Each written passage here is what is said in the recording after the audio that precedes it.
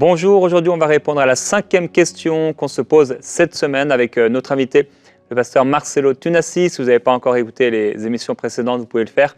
Il a répondu à 4 questions importantes dans la vie chrétienne. Hier, on a déjà parlé niveau mariage, fiançailles, comment choisir son conjoint. Aujourd'hui, répondre à cette question, comment bâtir un couple solide. Et j'ai proposé ce thème au pasteur Marcelo. Je sais qu'il est vraiment utilisé par le Seigneur dans ce thème du mariage, et ce n'est pas tous les prédicateurs qui peuvent en parler avec aisance et qui peuvent bien en parler. Donc je trouvais vraiment bon qu'ils puissent vous encourager par rapport à ce thème du mariage et du couple. Et il y a un passage dans Jérémie, au chapitre 20, alors c'est le prophète Jérémie qui parle de sa passion pour Dieu. Il dit « Si je dis, je ne ferai plus mention de lui, je ne parlerai plus en son nom, il y a dans mon cœur comme un feu brûlant, retenu dans mes os, je me fatigue à le contenir et je ne le puis. » Alors bien sûr, ici c'est le prophète Jérémie qui parle du Seigneur, mais ça devrait être un peu notre cas en tant qu'époux. On est obligé de parler de nos épouses quand on aime notre épouse, ou si vous aimez votre époux, en fait ça sort tout seul. Et c'est ce qui fait que régulièrement, quand je prêche, le nom d'Annabelle va sortir. Et j'ai remarqué que ceux qui avaient des défis, des conflits importants dans leur couple, le nom de l'autre ne sort pas facilement. Et je prie qu'à partir de cette émission aujourd'hui, du temps de prière qu'on va avoir ensemble, eh bien, vous arriviez à ce moment où en fait vous ne pouvez plus retenir l'amour que vous avez pour l'autre, parce que Dieu a mis un amour fort dans votre cœur et que aussi il a pu guérir votre cœur peut-être blessé, brisé. Dieu est capable de restaurer les choses. Il est capable de faire d'un désert une source vraiment d'eau, un fleuve d'eau vive. Je prie que vous puissiez le vivre et avoir un couple solide, un couple qui donne envie. Dieu est capable de tout. Tout est possible à celui qui croit. Et que vous puissiez écouter avec foi aujourd'hui la parole du serviteur de Dieu et recevoir les instructions de Dieu, afin que oui, comme le prophète Jérémie, vous puissiez avoir ce feu brûlant dans votre cœur, un feu et une passion et un amour qui demeure au fur et à mesure du temps, qui reste et qui demeure. C'est la volonté de Dieu à votre égard. Alors, Marcelo, c'est un plaisir de t'écouter aujourd'hui sur ce sujet du couple. Merci. Et avant de parler du couple, j'aimerais vraiment bénir le Seigneur pour la vie du prophète Jérémie. Vous voyez, quand on voit quelqu'un de loin, le travail qu'il fait, vous pensez que c'est facile, mais vraiment, cet homme accepte un grand sacrifice pour la gloire de Dieu. Je sais qu'il aime Dieu, mais beaucoup de gens aiment Dieu, mais ne payent pas le prix. Et vraiment, derrière cette émission que vous voyez, il y a une vie offerte, une vie vraiment consumée, consacrée à Dieu. Des heures et des heures et des heures et des heures.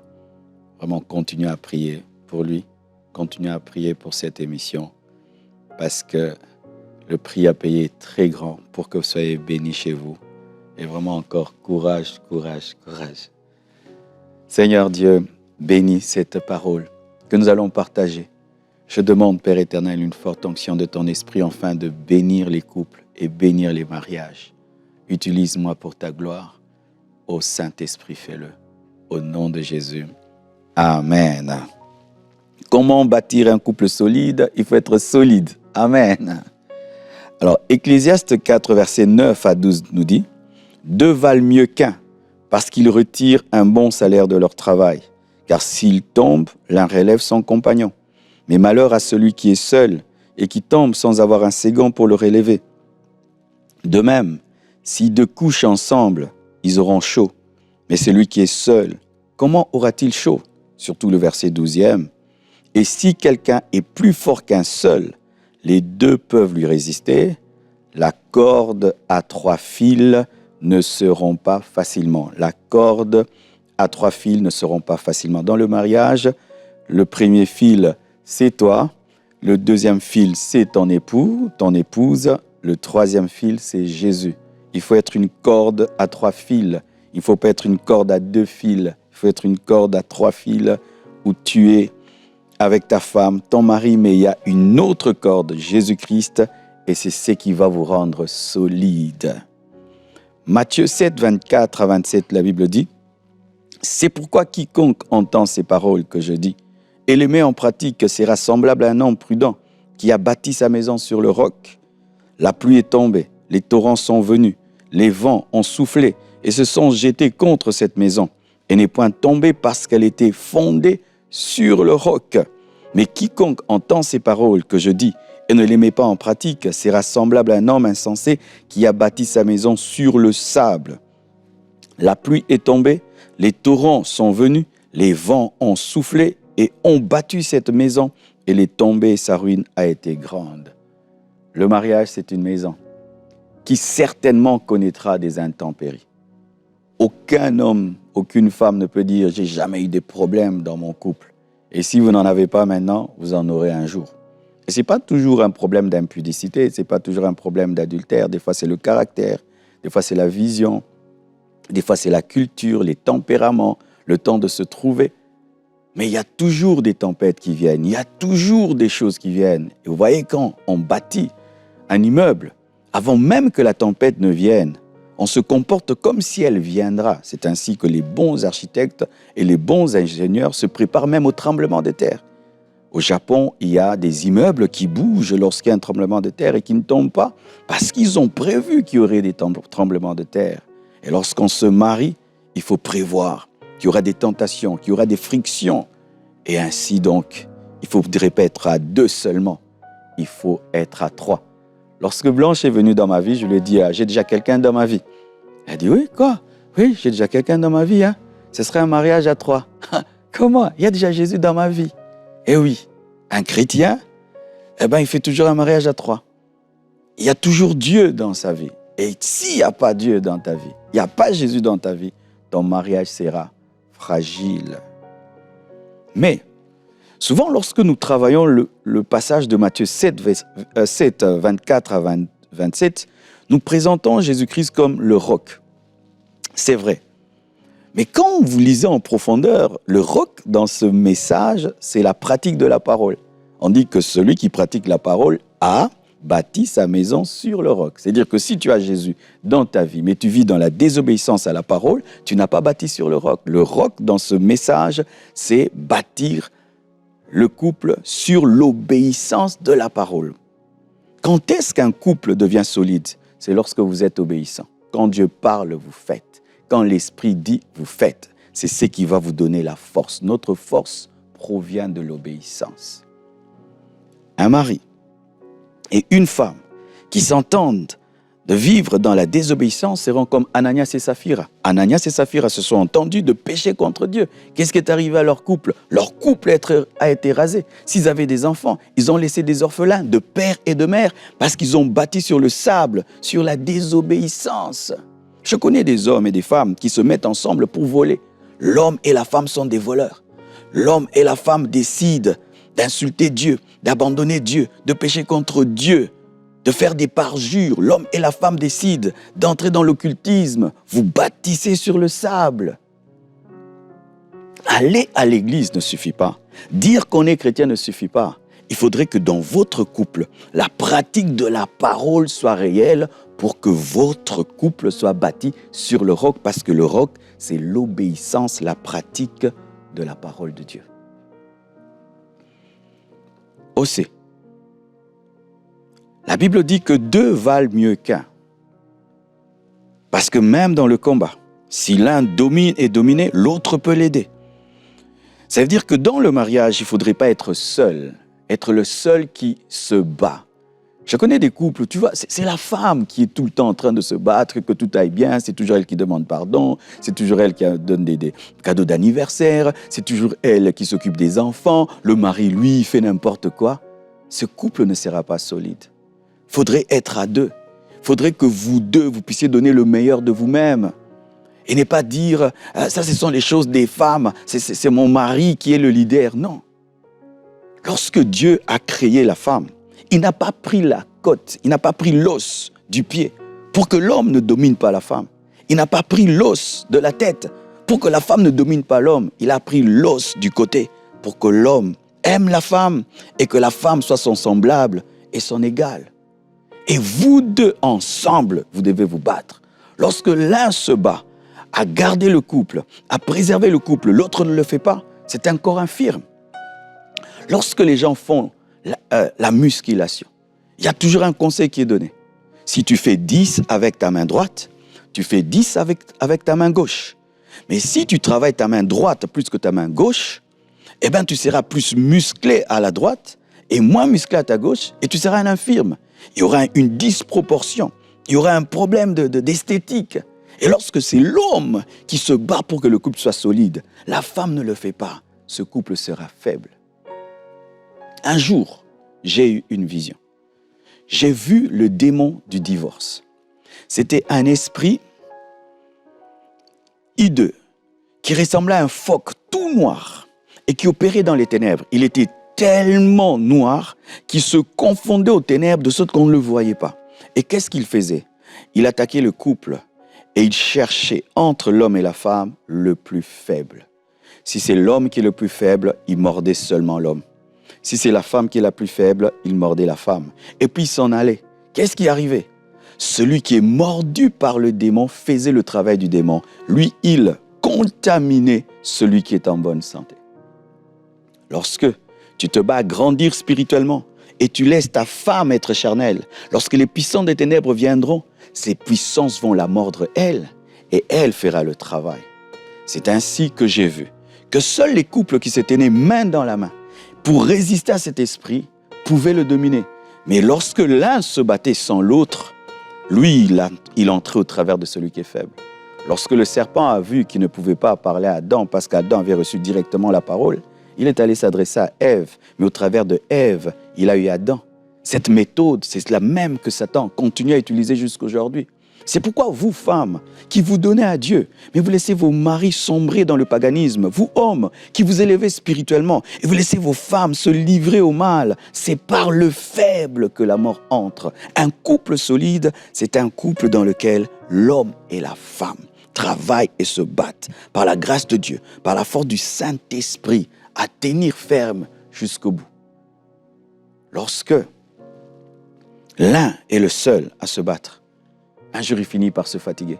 Je connais une femme une fois qui a dit « J'en peux plus. J'ai porté ce couple des années. Pasteur, j'ai été l'homme pendant des années. Je veux devenir une femme. Je suis fatigué. » Et aujourd'hui, ils ont divorcé. Homme, lorsque tu laisses ta femme se battre, c'est elle qui ramène l'argent. C'est elle qui prie. C'est elle qui jeûne. C'est elle qui éduque les enfants. C'est elle qui amène la romance. C'est elle qui amène la nouveauté. Un jour, elle se fatiguera. Chère femme, tu es toujours là en train de tout détruire. Et ton mari doit toujours écoler le morceau. Ton mari, c'est lui qui lave les enfants. Ton mari, c'est celui qui nettoie. C'est ton mari qui fait tout dans la maison. Un jour, il va se fatiguer. Si vous voulez vaincre, vous devez vaincre ensemble. Deux valent mieux qu'un. Jésus-Christ, dans sa sagesse, n'envoyait jamais un disciple seul. Toujours 2 à 2. Même après la Pentecôte, lorsque le Saint-Esprit est descendu, malgré la puissance du Saint-Esprit, lorsqu'il fallait envoyer Paul, Paul n'est pas allé seul, le grand Paul. Lorsque le Saint-Esprit a parlé de son ministère, il a parlé du ministère d'un autre à côté de lui, parce qu'il fallait une aide.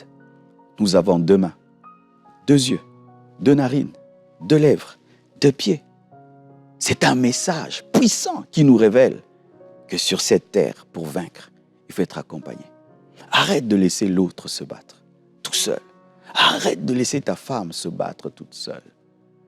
Le faible sera la porte. Le fort finira par se fatiguer. Travaillez ensemble. Battez-vous pour travailler ensemble. Et Dieu vous aidera. Comment bâtir un couple solide? Il faut télécharger l'application pardon et l'utiliser sans modération. Il y a une application qu'il faut avoir. Tu as YouTube, tu as Facebook. Est-ce que tu as l'application pardon? Quand tu te maries sans l'application pardon, votre couple sera détruit. Qu'est-ce qui maintient notre mariage avec Jésus? Parce que la Bible dit qu'il y a un mystère dans le mariage, c'est que notre relation avec nos femmes révèle la relation de Christ avec l'Église. Mais qu'est-ce qui maintient notre relation avec Jésus? Jésus nous pardonne tous les jours. Les chrétiens demandent tout le temps pardon. Et jamais on entend une voix, j'ai assez pardonné. Dieu pardonne. Le mariage de Dieu, de Jésus-Christ avec l'Église tient sur le pardon. Et ton mariage, pour qu'il tienne, il faut que tu pardonnes. Combien de fois? Sans compter. pardonne et pardonne. Pardonne le matin, pardonne à midi, pardonne le soir, pardonne à 0 heure, pardonne et pardonne encore et pardonne. Et j'entends quelqu'un qui dit, mais il ne change pas. Mais aussi quand tu demandes à Dieu pardon, des fois tu ne changes pas, mais Dieu pardonne. Il espère que tu changeras. Il te donne l'occasion de changer. Il te donne le souffle de vie pour changer. Donne aussi l'occasion à ta femme, à ton mari de changer. Ne dis pas c'est un démon, c'est un sorcier, je m'en sépare. Pardonnez et pardonnez encore et pardonnez encore. C'est pourquoi il faut Jésus dans le couple. Parce que c'est Jésus qui te dira quand tu es rancunier. Oh mais là, tu as fait 2 jours sans parler à ta femme. Hein? Tu as fait 3 jours sans lui parler. Un chrétien ne fait pas ça. Le véritable parrain dans le mariage, ce n'est pas le parrain. La véritable marraine, ce n'est pas la marraine. C'est le Saint-Esprit, c'est Jésus-Christ. C'est pourquoi il faut la 3e personne dans votre couple, Jésus, qui, lorsque la haine, la rancune prend place, peut vous dire, vous faites mal. La Bible nous dit, l'homme quittera son père et sa mère et s'attachera à sa femme, et les 2 deviendront une seule chair. La Bible nous dit qu'Adam et Ève étaient ensemble, et ils étaient nus, et ils n'avaient pas honte. Ayez régulièrement des relations intimes. Aujourd'hui, de moins en moins, les couples ont des relations intimes. Pourquoi? Travail, métro, dodo. Travail, métro, dodo. Je viens de suivre un documentaire sur le Japon. Ah, ce documentaire m'a choqué. Au Japon, les gens n'ont plus le temps d'avoir des relations intimes. Une projection a été faite, on dit que dans 400 ans, le Japon risque de disparaître parce qu'ils n'ont plus de relations intimes. Ils sont tellement dans le travail qu'ils n'ont pas le temps d'avoir des relations intimes. C'est Dieu qui a créé l'intimité, ce n'est pas le diable. La sexualité n'a pas été créée par Satan. Même si l'homme a dépravé la sexualité est divine. Quand Dieu a dit « soyez féconds », c'était avant la chute. Avant la chute, Dieu avait ordonné la sexualité. Combien de fois vous avez des relations intimes? Et quelle est la qualité de ces relations intimes? Tu es satisfait, ta femme n'est pas satisfaite et toi tu dors. Tu es satisfaite, ton mari n'est pas satisfait et tu dors. Des relations intimes qui n'ont pas une bonne qualité. C'est comme une maison avec un ciment qui se ronge. Parce que quand on met des briques ensemble, il faut un ciment pour les relier. Et la sexualité a été donnée dans le couple pour unir les conjoints. C'est pourquoi dans les couples, lorsqu'on se chamaille et qu'on se réconcilie, souvent il y a l'intimité, la sexualité qui vient pour couronner ce pardon et cette réconciliation. C'est Dieu qui a créé cela. Mais vous êtes tellement occupés. Télévision, Internet, boulot, travail, argent. Et vous dormez fatigué. Vous vous réveillez fatigué que vous n'avez pas le temps pour l'intimité. Sachez que le mot utilisé en hébreu pour intimité, c'est connaître, adorer. Le même mot pour adorer. Réglez ce problème-là. Et si vous avez des problèmes sexuels, physiologiques, physiques, voyez des médecins. Car sachez que c'est une bénédiction. La Bible dit que l'homme, que chacun rende à sa femme, à son conjoint, ce qu'il lui doit. La satisfaction sexuelle est une dette. Lorsque tu ne satisfais pas ta femme, tu ne satisfais pas ton mari, tu es endetté. Tu vois comment tu cherches à payer ton crédit bancaire, ton crédit. Mais il y a aussi une dette. Tu as une dette. Tu dois payer. Parce qu'un homme qui n'est pas satisfait, une femme qui n'est pas satisfaite, elle est nerveuse. L'homme est nerveux. Ça rend nerveux. Et quand on est nerveux, on ne pardonne pas facilement. Il n'y a pas de compliments. Il y a des paroles qui sortent sous l'emprise de la méchanceté. Parce que dans la sexualité, Dieu a créé un système chimique et physique fait de dopamine, afin de calmer le corps, de calmer l'âme, de calmer le cerveau. C'est un mystère. C'est vraiment une chimie extraordinaire que Satan veut dépraver. Je connais des chrétiens tellement spirituels qui pensent que avoir des relations intimes régulièrement, c'est être charnel. Non, d'ailleurs, on reconnaît un couple en bonne santé par une régularité, une bonne fréquence dans l'intimité. Aussi, il faut vous entourer des couples solides. Ne vous entourez pas des couples qui se moquent de vous. Oh, tu aimes trop ta femme. Comme le prophète Jérémie a dit, ah, tu parles trop de ta femme. Toi, il suffit un peu Blanche, il suffit un peu Annabelle. Mais qu'est-ce qu'il y a? Je connais une fille qui a dit, vous les pasteurs, tout le temps, vous parlez de vos femmes. Mais qu'est-ce que vous voulez qu'on fasse? Fréquente un homme qui aime sa femme. Fréquente une femme qui aime son mari. Fréquente un homme qui est fidèle à sa femme, qui te dit, depuis que je suis marié, je n'ai jamais trompé ma femme. Ça challenge, ça donne la force. Fréquente une femme qui est heureuse de se soumettre à son mari. Fréquente un homme qui est heureux de rentrer à temps pour prendre soin de ses enfants. Fréquente des couples qui vieillissent ensemble. Mes parents, aujourd'hui, ont 49 ans de mariage. J'ai 48 ans, j'aime pas cacher mon âge. 49 ans de mariage. Et quand je les vois vieillir ensemble, j'ai dit, eh ben, je vais tenir. Et je vois qu'ils s'aiment. D'ailleurs, ils s'aiment plus qu'avant. J'ai dit, si papa et maman tiennent, eh ben, je tiendrai. Fréquentez des couples solides. Fréquentez des couples qui vous encouragent. Fréquentez des couples qui vous disent que c'est possible. Non pas qu'il faut fuir les autres qui ont des problèmes, mais aller vers eux pour les aider, mais pas pour recevoir. Je termine en disant ceci. Les couples solides sont des couples qui dialoguent. Il faut parler. Il faut causer. Parler de tout et de rien. Ne parlez pas que des factures, ne parlez pas que des problèmes. Parlez de tout et de rien. Comment était ta journée? Comment était ta journée? Pendant la journée, tu sors, tu l'appelles. De moins en moins, on voit des maris, dans la journée, il prend son téléphone. Chérie, comment ça va? Comment tu es là-bas? Non? Ben, tu quittes ton travail à 8 heures, tu rentres à 20 heures, mais pendant la journée, tu n'appelles pas ta femme ne t'appelle pas, parce qu'aujourd'hui, les gens travaillent tellement. Mais si tu as le temps entre la journée, tu as téléphoné tes amis. Pourquoi tu ne peux pas téléphoner ta femme en plein boulot pour lui dire « Oh, ma journée se passe comme ça, voici ce qui arrive ». Dialoguer, parler, causer, rier.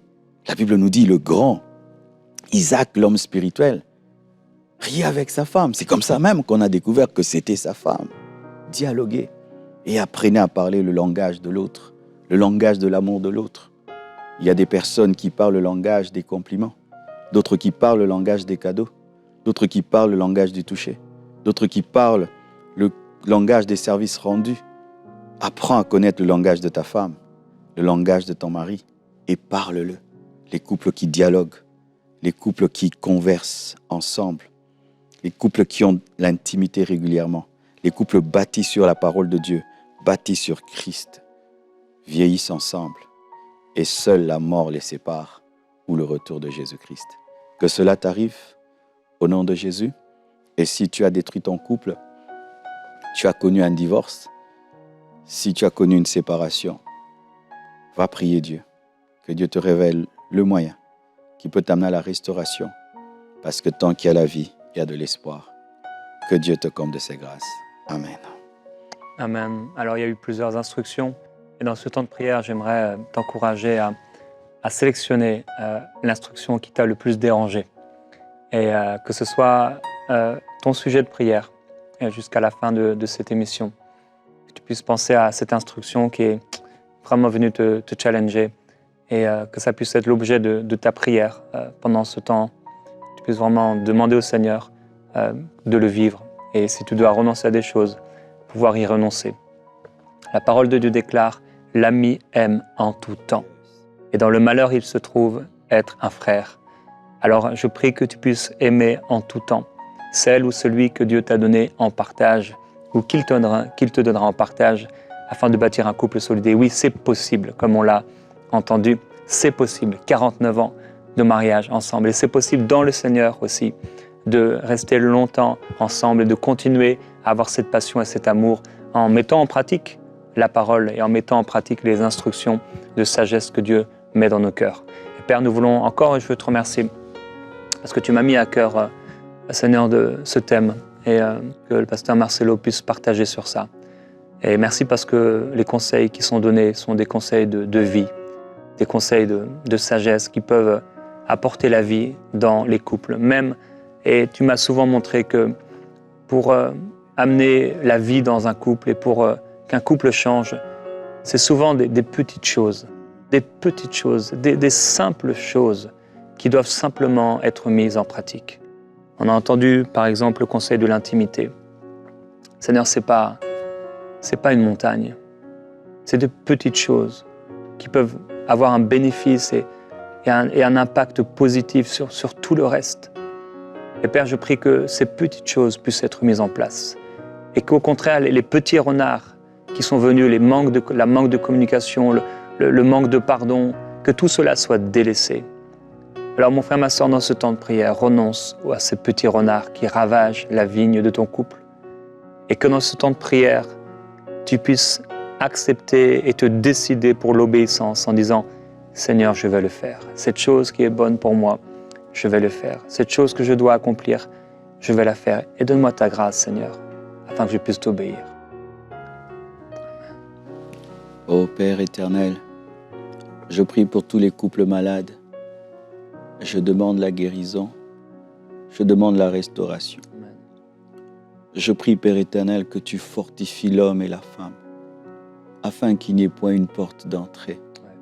Seigneur, que personne ne soit mordu par cet esprit que tu m'as révélé. Je prie qu'ensemble ils se tiennent la main dans la prière. Je prie pour toutes ces familles qui n'ont pas de culte familial. Je prie pour toutes ces familles, Seigneur Dieu de gloire, qui ne prient pas ensemble. Je prie, Père, pour tous ces couples qui n'arrivent pas à te chercher ensemble, à méditer la parole ensemble. Je prie, Père, que tu établisses dans les maisons des cultes à ta gloire. Je demande, Père éternel, que tu fortifies celui qui est fort et qui a porté pendant longtemps le couple dans la prière, dans l'amour et qui est fatigué. Seigneur, donne-lui encore de la force. Je prie, Père éternel, mon Dieu, que tu restaures l'intimité, la sexualité dans ces couples qui sont devenus frigides, dans ces couples qui sont devenus, Seigneur Dieu de gloire, froids. Je demande une résurrection de la sexualité dans ces couples. Et je prie, Père, que tu éloignes l'adultère, l'insoumission, la convoitise, la pornographie, Seigneur, qui détruit les couples, la masturbation même, qui détruit les couples en ce temps de la fin. Oh Jésus, Jésus, éloigne cela, Seigneur. Je prie, Père, que cette épidémie de divorce s'éloigne, Père, de ton peuple, s'éloigne de tes enfants. Je t'invite dans les couples, je t'invite dans les foyers, je t'invite dans les ménages. Sois la troisième corde. Seigneur Jésus, afin que nos ménages tiennent, nos couples tiennent jusqu'au bout, jusqu'à la vieillesse, jusqu'à ton retour, jusqu'à la mort. Au nom de Jésus-Christ. Gloire au Seigneur. Et pendant qu'on parlait de cet esprit que le Seigneur t'a montré, je me suis souvenu automatiquement d'un esprit que Dieu m'a montré également. Et à mon réveil, l'esprit m'a dit, il s'agit de l'esprit d'avarice. Et je crois qu'il y a plusieurs personnes, vous devez renoncer à des esprits comme ça qui agissent autour de vous et dans votre couple. Et il y a cet esprit d'adultère, il y a aussi l'esprit d'avarice, l'esprit d'égoïsme. C'est des esprits qui travaillent et qui œuvrent pour nous pousser dans ces choses qui sont souvent des failles et des faiblesses qu'on a en nous, parfois à cause de l'éducation. Alors que tu puisses renoncer, mon frère, ma sœur, dans ton mariage, à cet esprit ce sont ces pensées qui reviennent constamment. C'est peut-être l'égoïsme, tu es constamment égoïste. Et ce n'est pas toujours un esprit, mais parfois, ça l'est. Et ça agit, ça oppresse tes membres et ça t'excite à faire quelque chose de mauvais. Alors que tu puisses y renoncer. Dans le nom du Seigneur, que la gloire du Seigneur Jésus-Christ soit sur vous et sur tous les couples qui écoutaient ou futurs couples, vraiment, afin de bâtir des couples solides. Et qu'en cette semaine, alors qu'on a parlé de prière, que vous puissiez avoir cette vie d'intimité avec le Seigneur qui est rafraîchie, restaurée. Que le Seigneur vous bénisse. Pasteur Marcelo, merci d'avoir été là pendant toute cette semaine. C'était une véritable grâce. Ça a coulé ensemble. C'était une vraie bénédiction et j'espère t'avoir bientôt à nouveau. Amen. Appris à inspirer. Merci. À bientôt. À bientôt. Bye bye.